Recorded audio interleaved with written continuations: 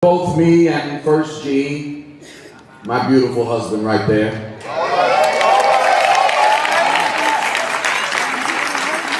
My thing is that was then, this is now. Let's go forward now with our lives. And I want to say to not only their community, but to every community. At 85, Shirley Caesar, the iconic gospel singer and former member of the renowned Caravans, is breaking her silence on the rumors that have followed her for years. From her childhood struggles to her rise to fame and the secrets she's kept along the way, we're uncovering the truth behind the headlines.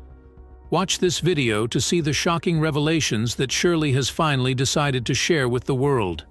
But before we explore Shirley's revelation, we need to peek into her early years and how she got her start in the gospel music world. Early life and career beginnings. Born on October 13, 1938, Shirley was the 10th of 12 children in her family. Her father, James, worked in the tobacco industry, but was also known throughout the Carolinas for his role as the lead singer in a gospel quartet called The Just Came Four. This early exposure to gospel music would prove influential in shaping Shirley's future. At the tender age of 10, Shirley began singing with her father's group. This experience laid the foundation for her musical journey and gave her a taste of performing gospel music. Tragically, when Shirley was just 12 years old, her father passed away. This loss could have derailed her budding musical career, but instead, it seemed to fuel her passion and determination. Following her father's death, Shirley embarked on a new chapter in her musical journey. She started touring with an evangelist named Lerone Johnson. This opportunity not only allowed her to continue developing her musical talents, but also exposed her to a wider audience. Johnson had a television show in Portsmouth, Virginia, which likely gave young Shirley valuable experience performing for both live and broadcast audiences. In 1951, at the age of 13, Shirley reached a significant milestone in her career. She recorded her first song, titled I'd Rather Have Jesus. This early recording showcased her talent and set the stage for her future success in the gospel music industry. It's remarkable to think that at such a young age, Shirley was already making her mark in the music world. Even while still attending high school, Shirley's dedication to her craft was evident. She spent her time touring throughout the Carolinas, honing her skills and building a fan base. This period of her life demonstrates the incredible work ethic and passion that would define her career for decades to come. However, Shirley's journey wasn't without its challenges. Growing up in North Carolina during the era of Jim Crow laws, she faced discrimination and obstacles that could have discouraged a less determined individual. Shirley recalls incidents where restaurants would suddenly put up closed signs when she arrived, a clear indication of the racial prejudice prevalent at the time. The inequality extended to her school experiences as well. Shirley remembers a particular incident where a lady distributed cookies to all the children in the state. While the white children received fresh cookies, Shirley and her black classmates were given stale ones. Much of Shirley's resilience can be attributed to the influence of her mother, Hannah. Despite the challenges they faced, Hannah instilled in Shirley the importance of self-respect and perseverance. These lessons would prove invaluable throughout Shirley's life and career, helping her navigate the often difficult path to success in the music industry. After graduating from high school, Shirley's determination led her to pursue higher education. She enrolled at North Carolina Central College, where she studied business education. It was during her time in college that Shirley experienced what she believed to be a divine calling. In the middle of a typing test, she heard someone call out her name. Confused, she turned to the young woman next to her and asked if she had spoken. Later, when Shirley went home and lay on her bed, she heard the same voice again.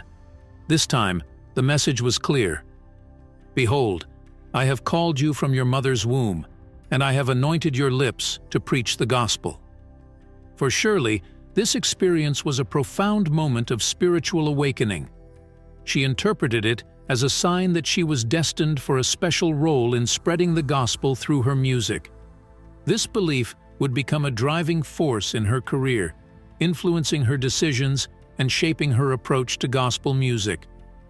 In 1958, at the age of 19, Shirley made a decision that would change the course of her life and career. She approached Albertina Walker about joining the Caravans, one of the most popular gospel groups of the time. Albertina, impressed by Shirley's vocal talents, was eager to have her join the group. This opportunity was so significant that Shirley decided to put her education on hold to pursue her musical career full-time. Joining the Caravans marked the beginning of Shirley's professional music career in earnest. The group provided her with a platform to showcase her talents to a wider audience and learn from experienced performers. However, life on the road with a popular gospel group also presented new challenges for the young singer. Shirley's first night as a member of the Caravans was a baptism by fire of sorts. She found herself alone in Washington, D.C., staying at the Casbah Hotel on U Street, an area known for its significance in African American culture and history. It was her first time staying in a hotel, and the experience left her feeling vulnerable and alone. This night also presented Shirley with her first test of character in her new role. A male gospel singer, staying at the same hotel for an upcoming performance, made an inappropriate advance toward her. Shirley handled the situation with maturity beyond her years, firmly rejecting his advances and protecting herself from potential harm. As Shirley settled into her role with the Caravans, her talent began to shine. She performed alongside notable gospel singers such as Albertina Walker, Cassietta George, Dolores Washington, Josephine Howard, Eddie Williams, and James Herndon. This experience allowed her to learn from some of the best in the business and further develop her own unique style. During her time with the Caravans, Shirley recorded several songs that would become hits. Her biggest success with the group was "Sweeping Through the City," followed closely by "No Coward Soldier." These songs not only showcased Shirley's powerful voice, but also her ability to connect with audiences through her heartfelt performances. However, as is often the case in the music industry, tensions began to develop among the members of the Caravans in the early 1960s. By 1961, Shirley felt called to pursue a different path. She made the difficult decision to leave the group and devote herself full-time to evangelical work. This decision was not made lightly. Shirley felt a strong calling to ministry that went beyond her role as a singer. As she put it, "There was no need for me to keep disappointing people. The Lord called me out. My ministry's much more dynamic than my singing." Shirley's departure from the Caravans marked the end of one chapter in her life, but the beginning of another. Breakthrough and solo career. After her time with the Caravans, Shirley's career took an exciting new turn. She'd spent 8 years honing her craft with the group, but now it was time for her to spread her wings and fly solo. This decision came when Hob Records offered her a solo recording contract, an opportunity too good to pass up. Shirley's debut album with Hob Records was titled "I'll Go." It wasn't just Shirley on her own, though. She was backed up by the institutional radio choir, adding depth and power to her already impressive vocals. This album introduced the world to what Shirley could do on her own, featuring soon-to-be classics like "Oh Peter, Don't Be Afraid" and "Choose Ye This Day." These songs showcased Shirley's unique voice and her ability to connect with listeners through her music. But Shirley was just getting started. She followed up her debut with a string of hits that really put her on the map as a solo artist. Songs like "Satan, We're Gonna Tear Your Kingdom Down" and "God's Not Dead, He's Yet Alive" became fan favorites. Another standout hit was "Don't Drive Your Mama Away," which resonated with many listeners and further cemented Shirley's place in the gospel music world. The year 1971 marked a major milestone in Shirley's career. She won her first Grammy Award for her recording of "Put Your Hand in the Hand of the Man." This recognition from the music industry was a clear sign that Shirley's talent and hard work were paying off. It was also a validation of her decision to pursue a solo career. Just a few years later, in 1975, Shirley scored her first gold record with the song No Charge. This track became an instant hit, touching the hearts of listeners and proving that Shirley had what it took to create music that not only sounded good, but also carried a powerful message. Despite these successes, Shirley felt she could reach even more people with her music. She began to feel that Hob Records might be limiting her potential audience. When her contract with the label came up for renewal that same year, Shirley made the bold decision not to renew it. She was ready for a change, one that would hopefully help her music reach a wider audience. In 1977, Shirley took a risk that would prove controversial in the gospel community. She signed with Roadshow Records, a secular label. Her debut album with Roadshow was called First Lady. The title wasn't Shirley's idea. The producer chose it because Shirley was the first woman to record on the label. Little did they know, this title would stick with Shirley for the rest of her career. The First Lady album was a bit of a departure for Shirley. While the lyrics were still strongly rooted in gospel, the music itself was seen by many in the gospel community as too worldly. This led to some pushback, with many gospel DJs refusing to play tracks from the album on their radio stations. Despite this, one song from the album, Faded Rose, would go on to become a Shirley classic. Overall, though, the album didn't sell well. But something interesting happened. The First Lady title caught on in the gospel industry. Soon, Shirley was being introduced at concerts, on radio shows, and by gospel promoters as the First Lady of gospel music. Shirley gave Roadshow Records one more try with her second album, From the Heart, released in 1978. Unfortunately, this album faced the same issues as her first one with the label.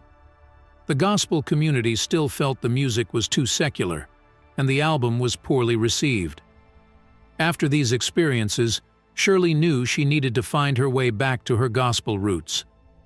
She began searching for a gospel label that could help her reach her audience while staying true to her musical style. In 1980, she found what she was looking for with Word Records. Shirley's time with Word Records proved to be incredibly fruitful. Over the next several years, she won several more Grammy Awards, proving that she had indeed found her groove. Some of the biggest hits of her career came during this time, songs that would define her sound and cement her status as a gospel music icon. One of these hits was God's Got It All in Control, a song that resonated with listeners and showcased Shirley's unwavering faith. Another standout was Hold My Mule, which years later would gain new life as a Thanksgiving-related internet meme under the title You Name It. This unexpected viral moment introduced Shirley to a whole new generation of fans. Other major hits from this period included He's Working It Out for You, Jesus, I Love Calling Your Name, and You're Next in Line for a Miracle. These songs not only showcased Shirley's powerful voice, but also her ability to deliver messages of faith and hope that touched people's hearts. Throughout her solo career, Shirley made a name for herself on the gospel music circuit. She became a familiar face on popular television shows, including regular guest appearances on the Bobby Jones Gospel Show. These appearances helped to further increase her visibility and grow her fan base. Despite her solo success, Shirley never forgot her roots. She always credited Albertina Walker, her former bandmate from the Caravans, as her mentor. Shirley referred to Albertina as the Queen of Gospel Music, showing her respect and gratitude for the woman who had given her her big break all those years ago. Controversies. Despite her long-standing reputation as a beloved gospel artist, Shirley found herself at the center of discussions about inclusivity and acceptance within the church community. The controversy began when fellow gospel singer Kim Burrell made headlines for a sermon that many considered anti-gay. In her message, Burrell reportedly used strong language to condemn LGBTQ individuals, describing them and same-sex relationships in graphic, derogatory terms. This sermon sparked widespread outrage and condemnation from many, including some of Burrell's friends and collaborators in the music industry. In response to the backlash against Burrell, Shirley decided to weigh in on the matter. During a sermon at First Baptist Church of Glenarden in Baltimore, Shirley made comments that surprised many of her fans and followers. Instead of distancing herself from Burrell's remarks or calling for more understanding, Shirley suggested that Burrell should have spoken out earlier. Specifically, Shirley was reported to have said that Burrell should have made her comments years ago, when certain changes were made at the presidential level. While Shirley didn't specify exactly what event she was referring to, many assumed she was alluding to the legalization of same-sex marriage by the Supreme Court in 2015. Shirley's comments seemed to align her with Burrell's stance, which caught many off guard. As a respected figure in the gospel music world, Shirley's words carried significant weight. Her apparent support for Burrell's controversial statements led to discussions about the role of inclusivity in the church and the responsibilities of public figures when addressing sensitive topics.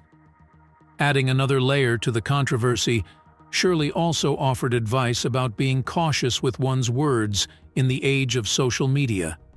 She reportedly suggested that church leaders should collect cell phones at the door when they want to say something to their congregation. As criticism mounted, Shirley found herself needing to clarify her position. In an interview with Bishop George Bloomer, she attempted to address the controversy head-on. Shirley stated that she was too old to be homophobic and emphasized that she would never intentionally say anything to harm anyone. In her own words, Shirley reportedly said that she knows who she is and would never say anything to harm anybody. She stressed that there's no way she would say something ugly about anyone, as she doesn't have time for that. Shirley explained that she's in the fourth quarter of her life and is doing everything she can to be the best humanitarian and person she can be. Shirley also tried to contextualize her earlier comments about the timing of Burrell's remarks. She reportedly asked why this issue was being brought up now, questioning why someone would disrupt their life over something like that. The icon suggested that what's in the past should be left there, and that everyone, regardless of their community, should move forward with their lives.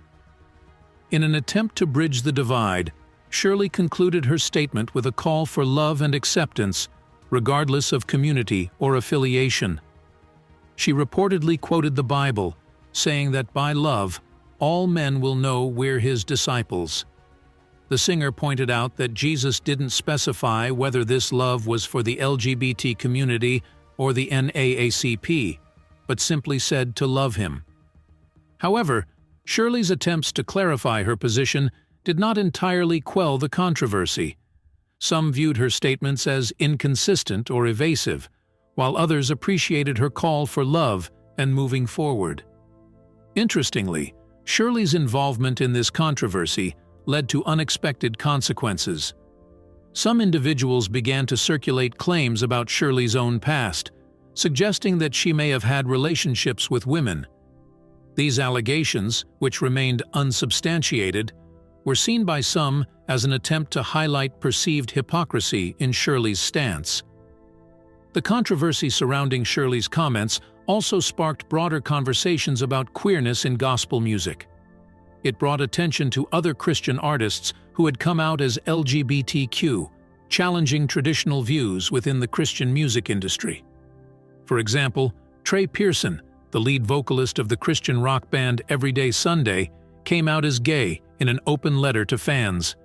The band had been known for their popular contemporary Christian music songs, and Pearson's announcement sent shockwaves through the Christian music community.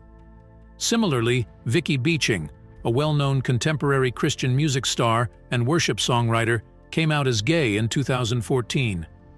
Beeching's lyrics had been sung by millions of Christians in the United States, where she had lived for nearly a decade, writing and recording worship music.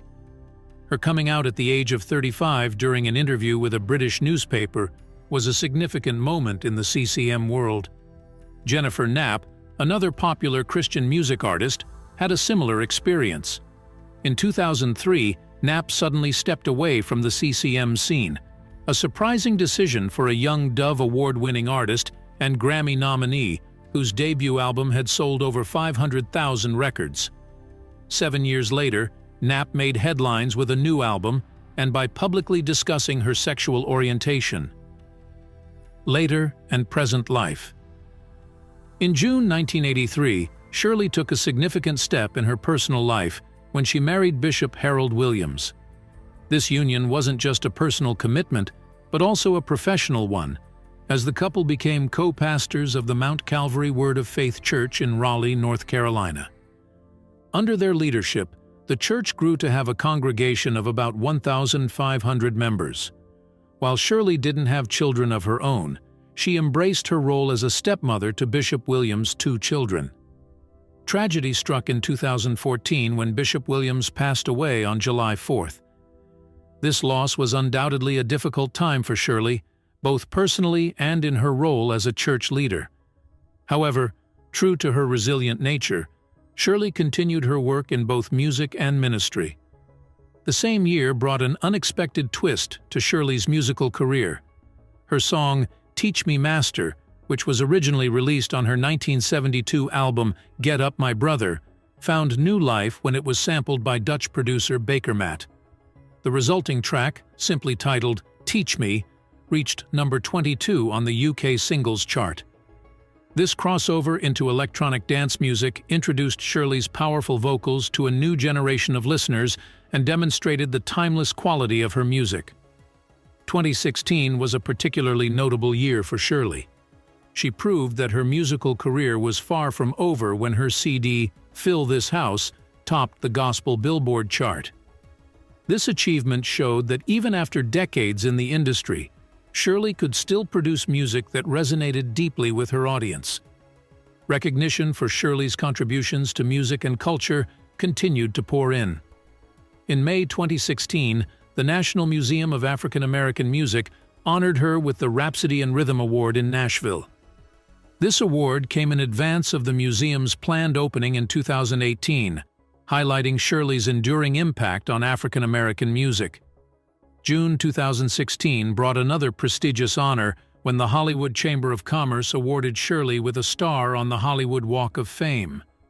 This star serves as a permanent tribute to Shirley's influence on the music industry and her status as a cultural icon. Despite these accolades and her continued activity in music and ministry, Shirley has faced some unusual challenges in recent years. Bizarrely, rumors about her death have circulated on multiple occasions.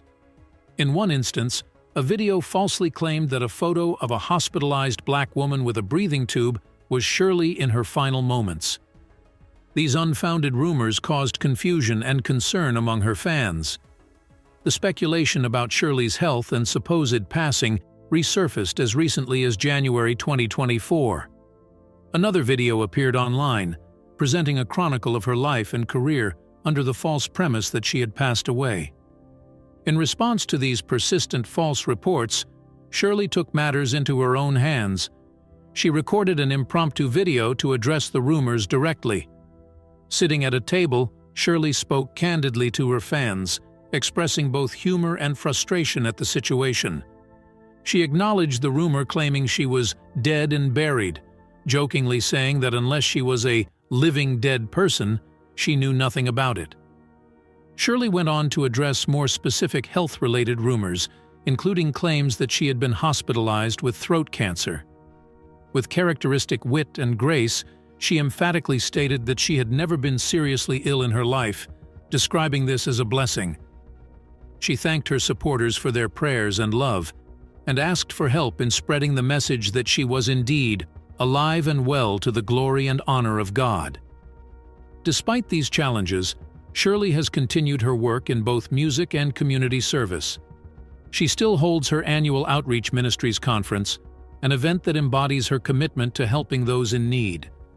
Through this outreach, Shirley provides food, clothing, shelter, and toys for children, as well as financial assistance to those facing hardship.